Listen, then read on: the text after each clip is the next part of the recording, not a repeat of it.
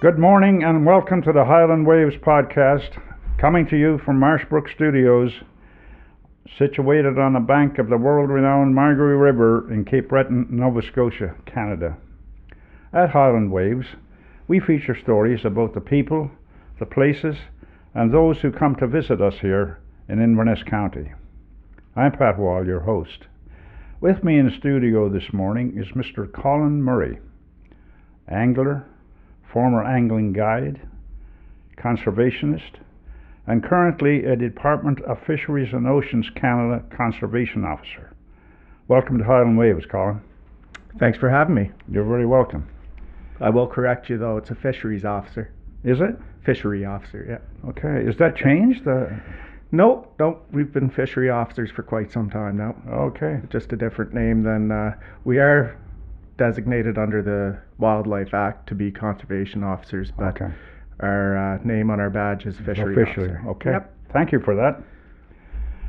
Your dad is the former Canadian Senator Lowell Murray, who's now retired and living in Margaree, and you now live in Margaree. Were you born here? I was not. I was born at St. Rita's Hospital in Sydney. Okay. Yeah. But you are a Cape Bretoner. I think so. I consider myself one, but I went to school in Ontario when I was a young fellow, and Okay. people in Cape Breton considered me from Ontario, and people in Ontario considered me from Cape Breton, and nobody wanted to lay claim to me. So anyways, you here in Cape Breton lost the draw. Here I am. Yeah, right. You also studied post-secondary in Iceland. I did, yeah. What did you study in Iceland? First, actually, I went to Memorial University for environmental studies, and I ran into a professor there that made an impact on me. She was a environmental economics professor, and I'm certainly not an economist, but she asked me if I was interested in going to Iceland, and that there was a program in coastal and marine management. Okay. And she knew that I was a conservationist, and she knew that I enjoyed fishing and I enjoyed things to do with coastal activities, and she outlined the program for me, and it sounded very interesting. So she asked me if I wanted to do a master's, and I think this must have shocked everybody around me, including my parents, when I told them that I'd been accepted to a master's program, because I don't think I've ever been considered the model student.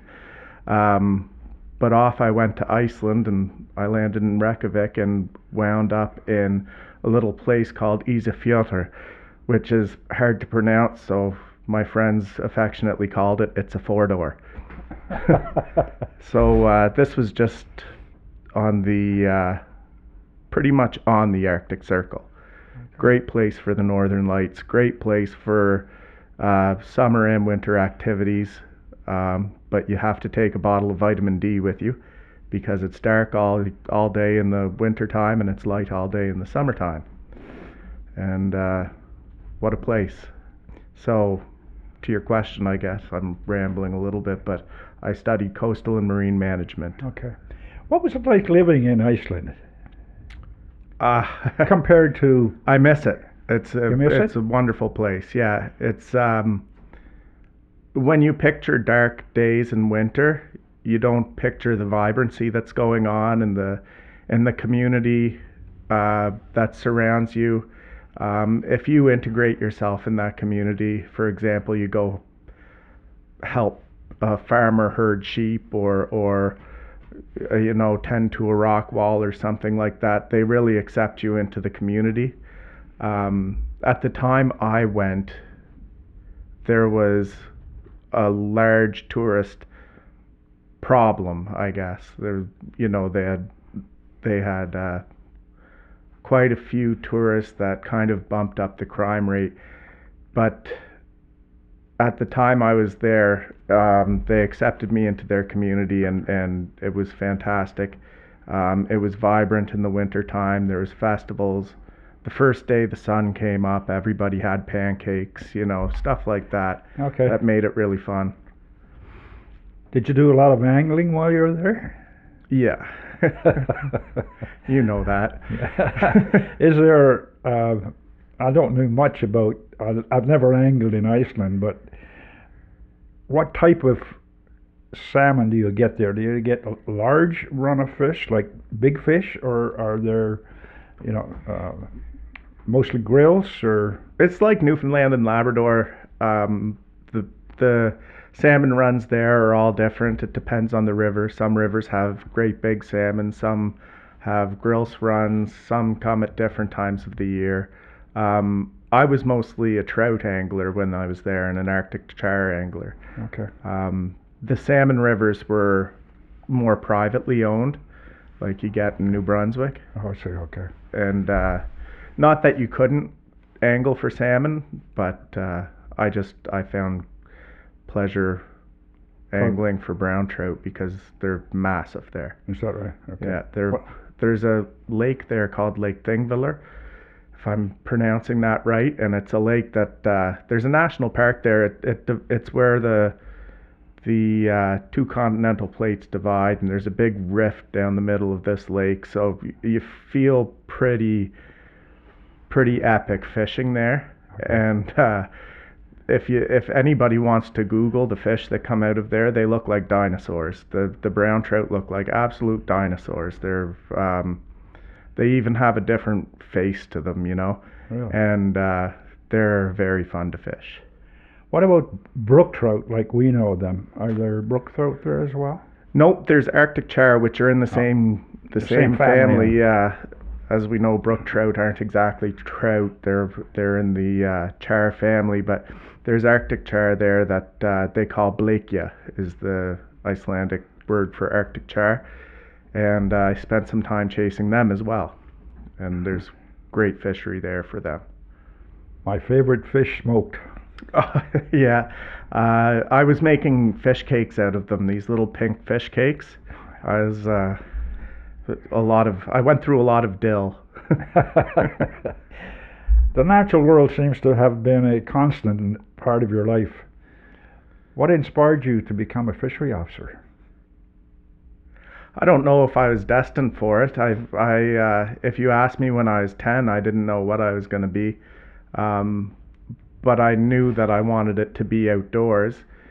When I was graduating high school, I wanted to be perhaps a conservation officer or something like that. I went off to college for fisheries and wildlife, but I didn't take it too seriously at that age, and then I wound up doing a bit of traveling and then realized that I better take something seriously. So that's when I decided that maybe I wanted to pursue that again, and I went to university, like I said, in Newfoundland, in Corner Brook, and took environmental programs there that were geared towards this, and then I went and did my master's, and after that I got a job. This is all helpful to anybody that wanted to be a fishery officer. Newfoundland's a great place to get your foot in the door because there's jobs that are kind of a step towards being a fishery officer, and they're called river guardians. So basically you patrol salmon rivers, and you have similar inspection powers to a fishery officer, and you get to do all of the fun stuff that fishery officers get to do, the four-wheelers, the boats, the canoes, all that good stuff, and you don't have to do any of the paperwork. So it's amazing. I miss it a lot. Okay. Many people look upon a fishery officer as a person who walks around the river during the salmon and trout season and ask people for their fishing licenses. Perhaps you can expand on that and educate us as to what a fishery officer really does. Yeah, certainly can do that. Basically, we patrol Canada's waters by land, sea, and air. Is there kind of our motto, and we might be in helicopters one day, in the office the next day. We could be on four-wheelers or in boats or in canoes or on foot. And as it pertains to rivers, yes, we do check licenses. But did you know that the licenses are actually provided by the province, and that's why we're cross-designated, as I mentioned, so that we can issue paperwork if need be for people that don't have those licenses. But we more take care of salmon and trout than most other things in the inland part of our job. But there's a massive coastal part of our job that takes up most of our time throughout the summertime. There's lobster and crab and halibut and codfish and all kinds of other species, too numerous to probably name, as well as the responsibility to protect species that are on the SARA list, like North Atlantic right whale, for example, like leatherback sea turtles, and the list there goes on as well. That's amazing. It's quite a scope. We're very multidisciplinary, and it goes beyond protecting fish as well. There's a lot of things that you do on the corner of your desk. Sort of, if you're in a team of fishery officers, it's helpful to have one person that's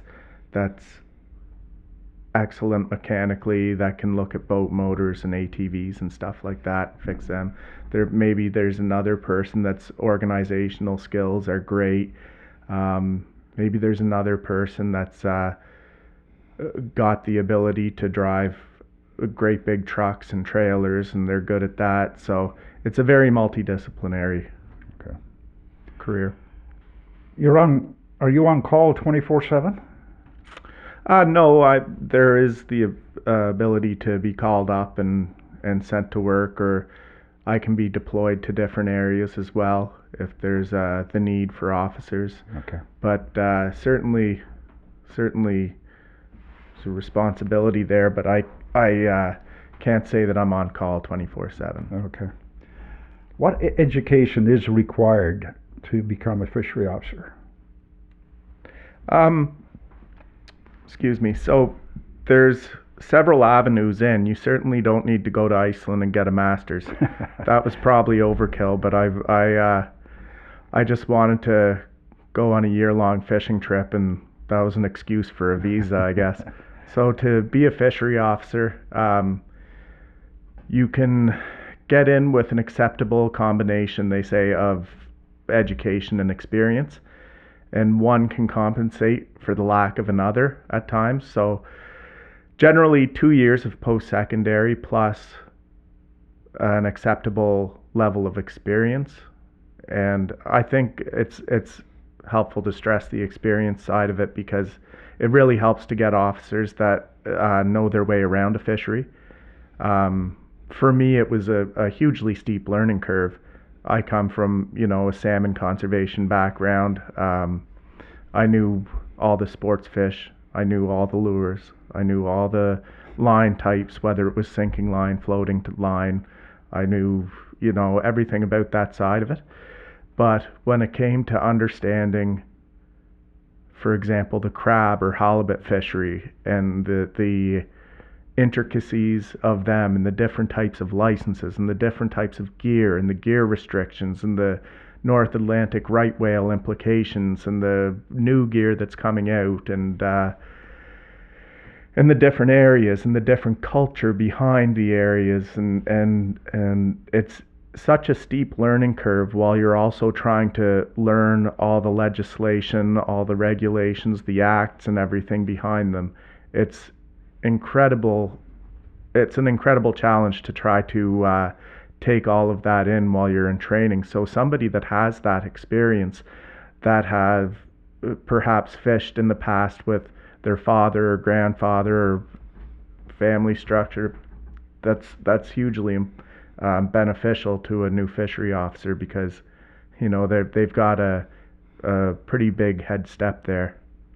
The fact that you got to enforce regulations, both really provincially and federally, with so many species. That must take a tremendous amount of your training time when you go through your training officially. Is that correct? Mm-hmm. And all the fishery officers, when I went to the same depot that our CMP officers go to in Regina, and all the fishery officers in the country were going through the same process as I was. Not the fishery officers, but the trainees, the cadets. They were all going through the same process as I was to do what ultimately is considered the same job, but the job is varied from coast to coast and from area to area. For example, there's different fisheries in British Columbia, obviously, than there are here. So to try to spread that training out and have it relevant to every officer cadet in the same room is, I think, a challenge. No longer do cadets go to depot. Right now, a lot of them, I think all of them, are sent to Prince Edward Island. It's kind of different every year. They've got they make improvements and they tinker with it, but the new recruits that we've received have gone to the APA in Prince Edward Island. So obviously they're facing the same challenges now that depot was back then, and making all the material relevant for everybody. So when you say depot, you mean the RCMP depot in Saskatchewan, in Regina? Yes. Yeah. Okay. How long is your, what I call, peace officer training? Well, I received a pile of that training before I became a fishery guardian in Newfoundland, and there'd be a week here and a week there at the start of the season where we'd receive what's called use of force training, how to properly handcuff people and things like that. But the most important part of it is knowing what your powers are and how to not exceed those, because that can land you in obviously some very big trouble. For fishery officers, the training was about 4 months in Regina, but now in Prince Edward Island. Okay. As a fishery officer, peace officer, can you enforce wildlife regulations as well, apart from, let's leave out the fishery part? It gets complicated. It's that's a hard question to ask. A lot of fishery officers, for example, have migratory bird cards that they're allowed to assist in the enforcement of the migratory bird regulations and stuff like that. But it depends. It depends what we're talking about. Okay, if I'm walking out of the woods in an evening during the hunting season, and you're walking in, can you ask me what I'm doing in there and what?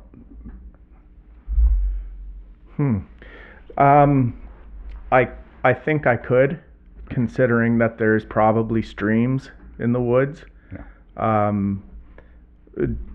We don't make it a priority to go and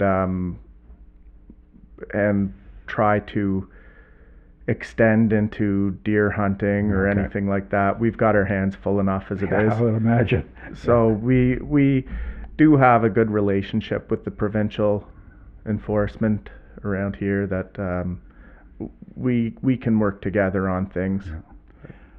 What area do you cover now? What area are you responsible for as a fishery officer here in Nova Scotia? Right now we cover from about the Causeway to Cape North, but in all that coastal area, that's sort of my detachment's area. But beyond that, there's a Gulf Nova Scotia region that goes to Pictou. There's Maritimes region that takes care of the eastern side of Cape Breton and Nova Scotia. So. Okay.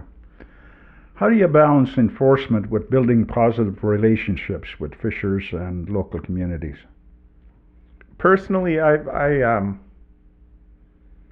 like to try to help where I can. I think that if somebody needs assistance in something and you can provide that assistance to a client, it helps build relationships. Obviously, my job is to not only just to enforce things and crack down on things, but there's different ways of assisting fishers. Yeah, it's good to be proactive at things and assist people if you can, whether it's a question that they have or an inquiry or any way that I can help out. Then I try to build relationships that way in the community, because it just helps, like you said, build relationships. And industry usually likes to see you, right? Like, it's not that's good. There's obviously I don't think I'm telling any secrets here as a civilian that are too profound, but obviously you're the face of a department that sometimes makes decisions that impact people's livelihoods. So sometimes people are gonna not like to see you, but generally industry likes to see DFO for the most part. Same as on the river. People that are fly fishing or legally fishing, they hope to. They give you confidence. Mm-hmm. Gives them confidence, and yeah. Is it more difficult to do what you do in this area since you're from the area?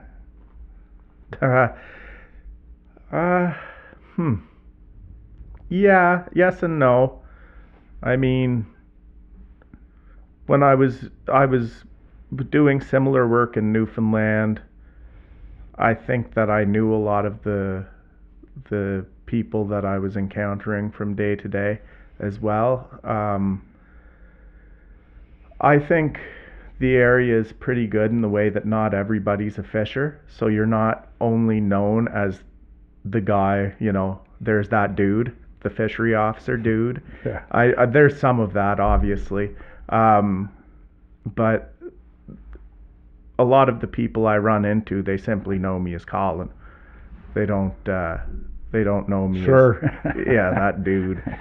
There's the guy, yeah. that's on the wharf all the time. But there is that side of it. There certainly sometimes you'll see somebody at the co-op that's got a question for you, or they just simply know you as a fishery officer. But good. One time, interesting anecdote, when I first started here, I didn't know very many people, and I walked into the fire hall, and there's some pool players hanging around, and there's probably somebody shooting darts, and the place wasn't exactly full, but there was enough people around.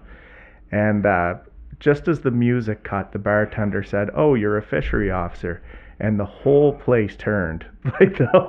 I felt like a million eyes on me.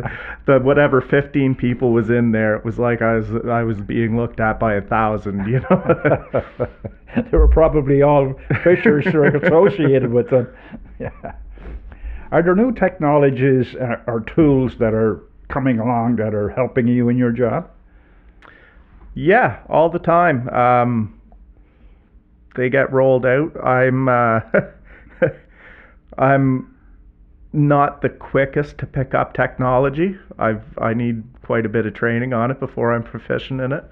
But we've got tools of the trade that we're going to use, and there's going to be policies surrounding those tools. But yeah, we've got. I'm not going to give away any secrets to you now, but okay. Yeah, I wasn't looking for secrets. I was just wondering how the profession is progressing in terms of applying technology to the job that you have to do. Yeah. Well, there's certainly some new instruments that we can utilize, and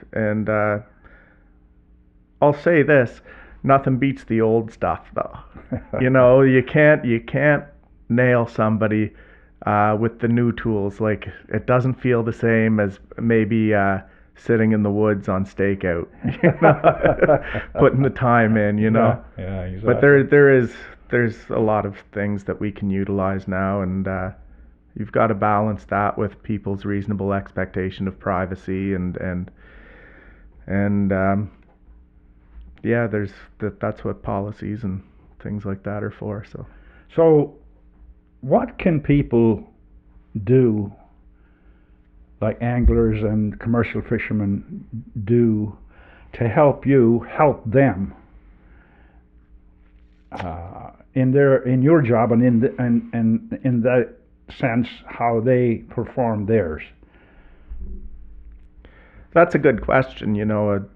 People come forward with information that they can provide us, and sometimes I think, like, I wish I could act on this, but I can't. There's got to be an understanding there that sometimes we're thankful for what we're getting, but it's tough to act on some things, especially if I got to be careful how I frame this, but it can be hard to act on things anyway. So being understanding of some limitations, for one, helping us help them. I think just being good stewards and the understanding that it's their own industry, and I think most people are understanding that it's their own industry. Yeah. And I think one of the important things is not to look at it as an adversarial, as a we versus them situation. You're both there for the same reason, basically. You're there to make sure that they know what they have to do, and they have, most of the time, they have the information required to carry out the job properly and to be safe. Yeah, we're all kind of part of the same industry. We've obviously got opposite jobs, or not opposite, but different jobs. And at the end of the day,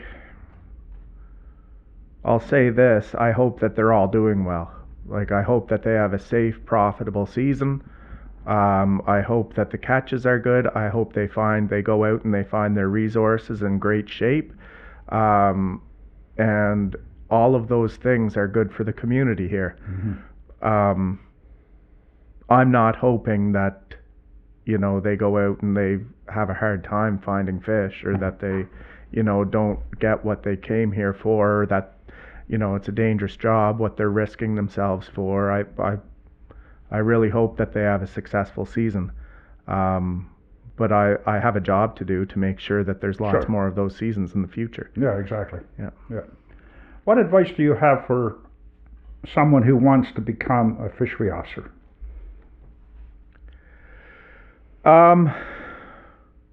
Be realistic with it. It's going to take a couple of years to go through the application process. Excuse me. Nothing in government moves overly fast, but be excited about it as well. It's a great career. I often joke that it's either the best career or the worst career, depending on the day, but it is a great career. You get to do lots of interesting things. No day is the same day. It's always different. Sure, I'm sure. I love the route that I took, going to Newfoundland and doing the River Guardian thing. Obviously, that's not a reality for everybody. No, you can't just up and move to Newfoundland. But my advice would just stay excited about it. If you haven't heard back in a while or what have you, just keep excited. Obviously, if you had to do it all over again, you would have done it. Yeah, there's not too many things I would change. Like I said, I didn't have to go to Iceland and do my master's, but I wouldn't change it. I love that. So, Good. I'd certainly do most of it again. Okay. Before we end up here, is there anything you would like to add? Oh no, this is your time, Pat. Well, thank you for coming to talk to us about your job as a fishery officer, and one that has many facets and is critical in protecting our resources. I wish you well. And thank you to our listeners. Don't forget to hit the like and subscribe button so you can stay up to date. And remember, subscribing to Highland Waves is free. Our thought for today is by Mahatma Gandhi, who said, "Earth provides enough for every man's needs, but not every man's greed." So long for now, Pat.